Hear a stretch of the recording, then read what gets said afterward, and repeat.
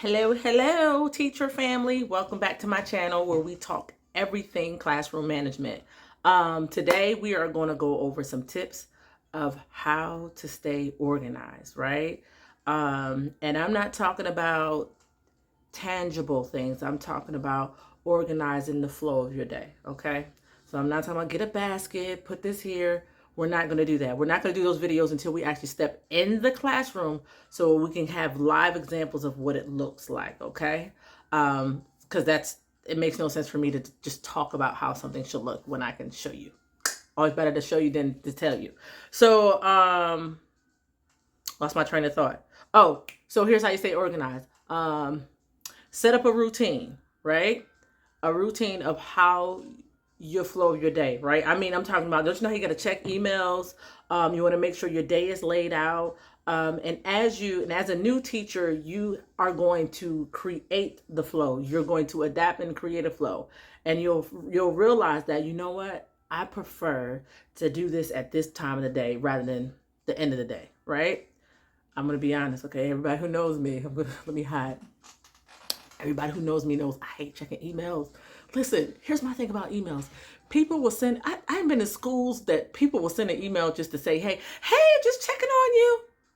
You could have stopped by my classroom and did that. Now I got like 5,500 messages to read because we having whole conversations on the email. It's just unnecessary, okay? So anyway, back to staying organized.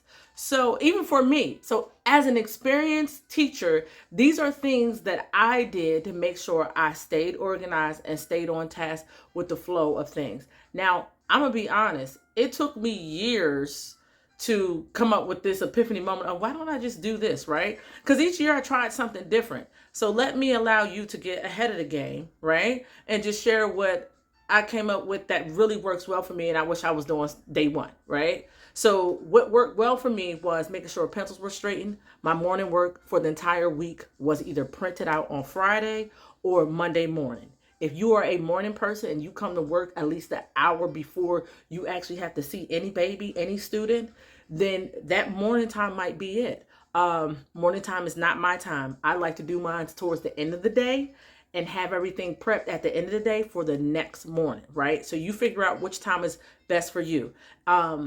I'll talk about balance and work-life balance. I'll do a whole nother video for that because I don't want to combine it with this. But that's also a way to stay organized, okay? So you figure out what time is great for you to prep.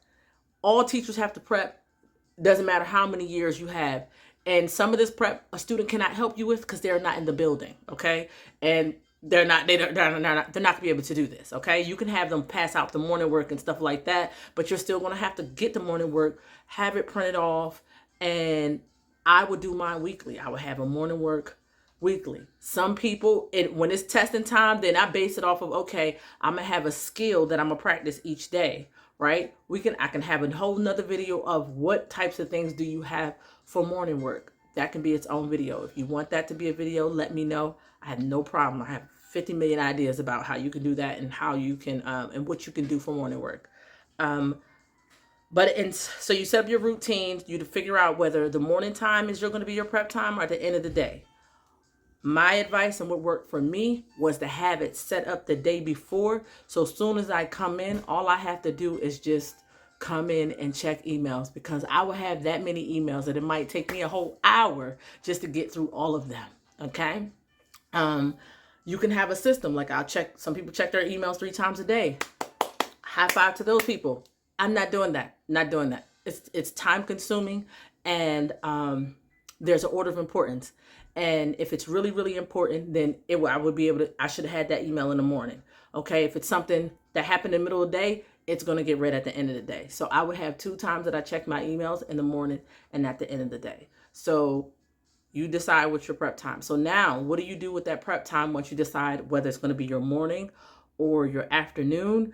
You are going to print off your morning work, make sure you have all your supplies and materials ready and loaded. Because remember, we didn't pass the jobs off. So you just making sure you have pencils, like whether they broke or not. That's not your job to sharpen anymore. That is now a classroom job, okay? You guys take care of the classroom together. You just make sure the supplies are available, okay? Lay the morning work out. Now, if you're doing it in the morning, that means you come and unpack, get your stuff, get start setting up the classroom. All right. And if it's in the afternoon, which in the evening, the end of the day, I would clean off the desk. Lysol, I go through Lysol wipes every day. Like I probably clean off my desk 3 times a day, which is might be a bit much. You will need a lot of Lysol wipes. So I clean off the desk and then have the morning work set up. The pencil person put the pencils in there in the morning. And I'll write my morning message. So this next thing is, I don't know if you do a morning message, but it's highly encouraged, so you don't have to, once you greet your kids, you have the message up, whether it's an electronic board, smart board, Promethean board, or dry erase board, or you have it on chart paper. Some teachers like to keep theirs in chart paper. Well, listen, I'm saving paper and trees. We can save them. I actually don't even save my messages, to be honest, because my messages are tailored to my students. I could do an entire video about message and what's included in your message and the importance of a message. So I'm just now telling you when to do it, right? We're not going deep into what is included, but I can just give you a quick gist. My morning messages. Hey guys, here's what we're doing. Here's what we did great. Here's, and make sure you complete. It's 3 things. Try not to give them more than 3 things. 3 things. This is what they're doing right now in the morning. Unpack, get your stuff done, morning work, drop off your homework. So, and that can change. That majority of the part that stays the same daily, but there might be something new, like, oh, don't forget to turn in your permission slips. I don't have to say that. That's why it's a morning message. It's management in that, because for one, you don't have to keep reminding them. It's visible and it stays up the entire time, the morning time, until either your morning message, whether it's over the intercom or you guys are fancy with it and have a whole little TV show like my last school did, and I loved it. And they were newscasts. So yes, if it's like that, great. That morning message just stays up. Then once the day gets started, it's down. Now, I created a PowerPoint. PowerPoints were very effective for me for many reasons, okay? So prepping is that morning message, morning work up, and the order of the day. Now, I wasn't always consistent, I'll be honest. I wasn't always consistent with putting the order of the day, but the order of the day wasn't really for the students, it was for me.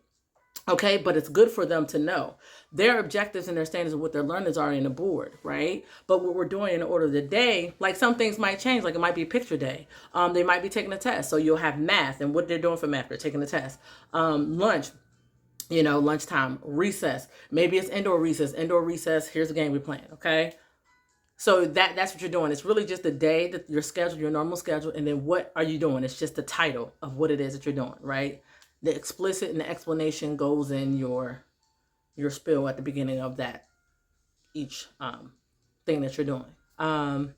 Let's see, did I cover it? So you want to stay organized, set up a routine.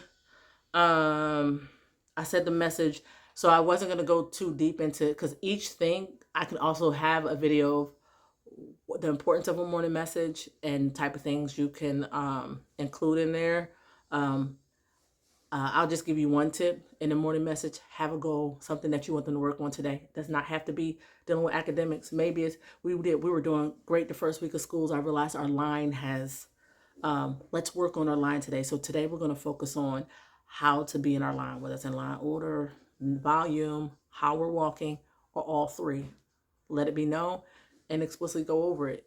And then when you're going over it at that time, when you're reading the morning message, because you do read the morning message, they'll read it, but then to start the day off, I have a little morning meeting. Most schools are incorporating that in their daily schedule to where everyone's doing that. But because it's a good practice, it's a best practice. Helps you establish routines, build relationships, and it gives them something to look forward to, and it keeps them informed. When you're in the know, you know what to do. Like if you're still, everything that happens, it has to be told to you right before. It's kind of hard for a day to run smooth. But if you have everything that needs to happen and they know what's going on and how it's going, that's a classroom management strategy. Okay, so that's staying organized. And to be honest, creating a PowerPoint of how my day looked was actually more beneficial to me, I feel like, as well as to them, but if not equally beneficial for me as well, to make sure that I'm staying on task, I'm getting to everything I need to get to, and you're going to be reasonable. You're going to realize that sometimes you're not going to get to everything that you have planned, but it's better not to get to everything that you have planned than to not have a plan, and that's when your classroom will go crazy, okay? So, especially if you're not quick on your feet. And some of that takes experience, unless you're just naturally gifted like that. Okay. So be organized by prepping. My little tip would be to prep the day before. Have your morning message set up. What happened that day? How did that day go? Build your message, your morning message. Okay. Now you do want to start fresh. You don't want anything to linger. But if there's something that they need to work on, then it's given like it's a fresh start to make this better. Okay. So it's all about perspective and wording on how you look at that. Okay. So that is everything on staying organized for that part. And let me know if you want to go into a morning message, the type of things, give an example of a morning message. I can even create one and show you how I would go over it as well. So thanks for watching my channel. I'll see you in the next one.